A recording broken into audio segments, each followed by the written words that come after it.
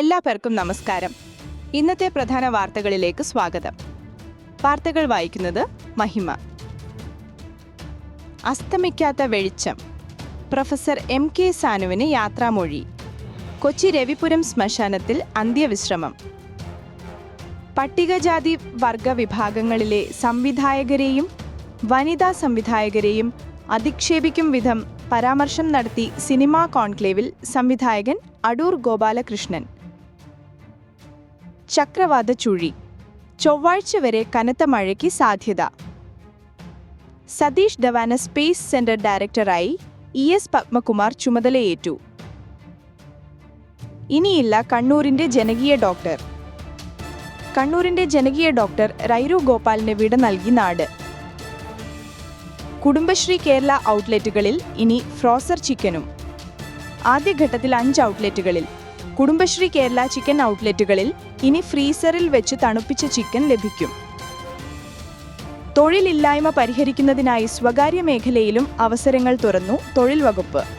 സ്വകാര്യ മേഖലയിൽ തൊഴിൽ തേടുന്ന ഉദ്യോഗാർത്ഥികൾക്കായി ഓൺലൈൻ പ്ലാറ്റ്ഫോം ഒരുങ്ങി. CBSE ക്ലസ്റ്റർ 10 ഖോ മത്സരം. 5 വിഭാഗങ്ങളിലും ചാമ്പ്യന്മാരായി കല്ലേക്കാട് വ്യാസവിദ്യാപീഠം.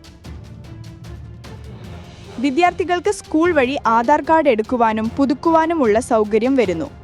സ്കൂൾ പ്രവേശന സമയത്ത് വിദ്യാർത്ഥികൾക്ക് പെട്ടെന്ന് ആധാർ കാർഡ് ലഭ്യമാക്കുന്നതിനാണ് unique identification authority of India പദ്ധതി നടപ്പാക്കുന്നത്. ആടിപ്പെരുക്ക്. ഉപേക്ഷിച്ച ഭക്ഷ്യവസ്തുക്കൾ പാവങ്ങൾക്കെത്തിച്ച സന്നദ്ധ സംഘടനകൾ. പൂജയ്ക്ക് ശേഷം ഉപേക്ഷിച്ച 2 ടൺ ഭക്ഷ്യവസ്തുക്കൾ ശേഖരിച്ച് കൈമാറി. കർക്കിടക മാസത്തിലെ 18ാം ദിവസമായ ഞായറാഴ്ച വിവിധ ചടങ്ങുകൾ നടത്തിയ ശേഷം ഉപേക്ഷിച്ച ഭക്ഷ്യവസ്തുക്കൾ ശേഖരിച്ച് പാവങ്ങൾക്ക് കൈമാറി തമിഴ്നാട്ടിലെ സന്നദ്ധ സംഘടന. കോയമ്പത്തൂർ. ഹൈവേ തകർച്ച തടയാൻ എട്ടിമടയിൽ പോലീസ് ഔട്ട്പോസ്റ്റ്. ഇന്ത്യ സഖ്യം തിരഞ്ഞെടുപ്പ് കമ്മീഷൻ ഓഫീസിലേക്ക് മാർച്ച് നടത്തും.